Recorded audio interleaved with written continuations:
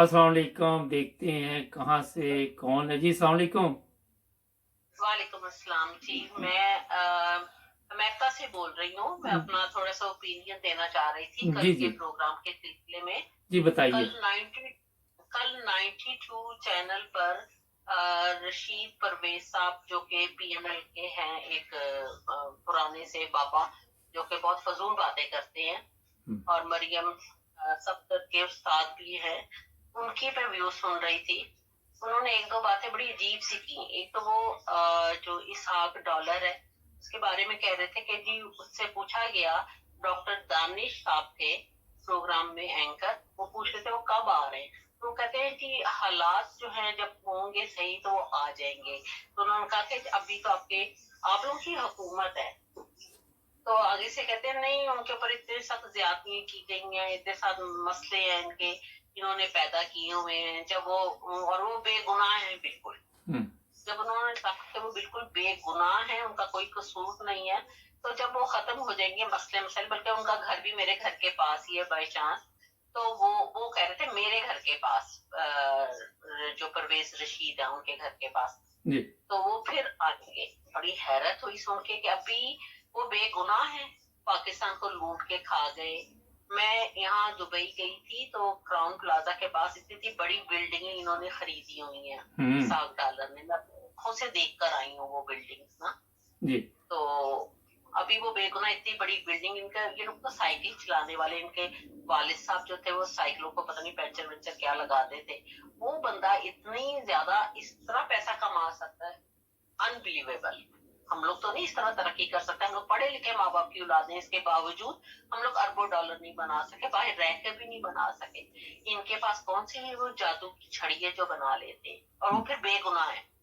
फिर वो डॉक्टर दानिश साहब फरमा रहे थे, पता नहीं उनको पीएचडी की डिग्री किसने दी है, उनको उस बेगैरती की डिग्री क्यों नहीं दी। कहते हैं कि मरियम सफदर वो प्राइम मिनिस्टर बन सकती है, उनकी तालीम और तरबियत बड़ी अच्छी हुई है, तरबियत स्पेशली, तालीम तो खैर है ही नहीं उनके पास।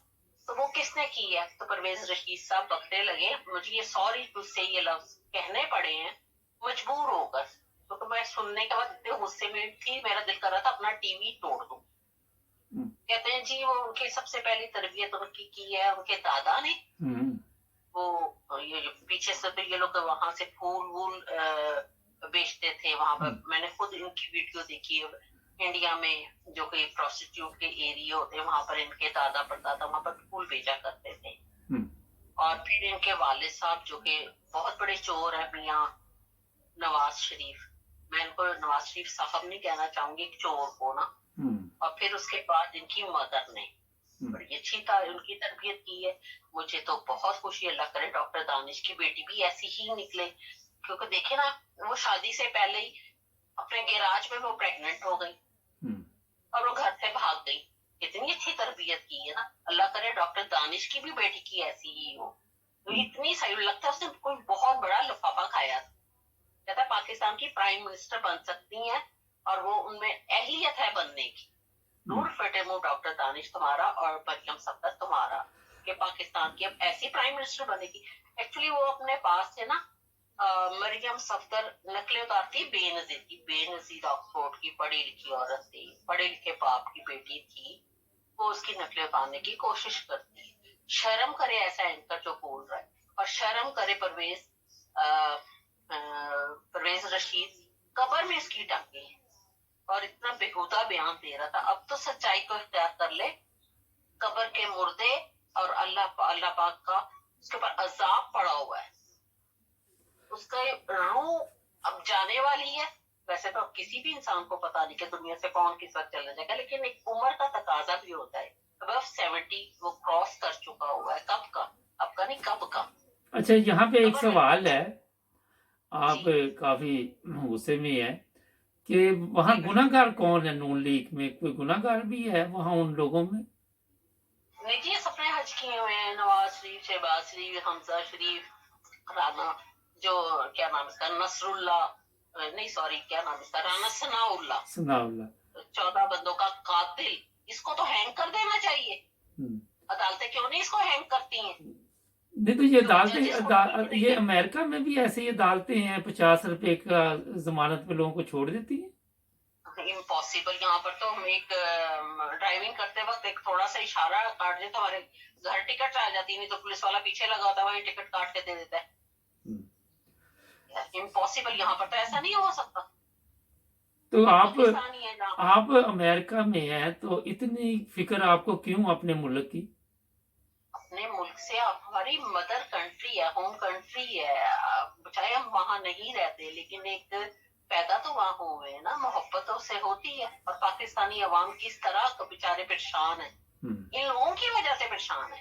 इन चोरों को हुकूमत पकड़ा दी, इन लोगों ने, चोरों ने चोर, वैसे मैं बताऊं, चोरों ने चोरों को पकड़ाई है। चलें जी, और पकड़ाने वाले भी चोर हैं। कोई मैसेज और कोई बात करनी तो बता दीजिए, आपने बड़ी अच्छी बातें की। चलें, बातें तो बहुत, मेरे ख्याल आज इतनी लेकिन काफ़ी ऐसे है, दोबारा फिर आपसे किसी वक्त प्रोग्राम कर लेंगे। मेरा आज इतना ही बहुत है, काफ़ी आपने क्लास ले ली है तो अभी कम ली है। अच्छा, अभी शुरू है, अभी पार्टी शुरू जी, हुई अभी है। शुरू हुआ। चले, बहुत शुक्रिया आपका कॉल करने का, फिर भी आपसे बात रहेगी। Thank you very much. बहरहाल आपका प्रोग्राम बहुत अच्छा है, लोगों को मौका मिल गया अपनी ओपिनियन देने का, चलें, अपने बहुत दिल की भड़ास निकालने का। जी, बहुत शुक्रिया आपका भी जी। चलें, ठीक है, अल्लाह अल्लाह हमारी हाफिज़। इमरान खान को सलामत रखे। आमीन, अल्लाह हाफिज़। Thank you. नाज़रीन, प्रॉब्लम यहाँ पे ये है कि कोई अमेरिका बैठा है, कोई कहीं पे भी बैठा है, गुस्सा सबको बहुत ज़्यादा। अब बस किसी का नहीं चल रहा, ये है प्रॉब्लम। क्योंकि वहाँ पे अदालतों को कह तो रहे, मगर अदालतों में अगर इंसाफ होता तो ये हालात ही ना होते पाकिस्तान में। सब्सक्राइब करें, करें कॉल, हम सुनेंगे आपकी बात, जुड़े रहें हमारे साथ।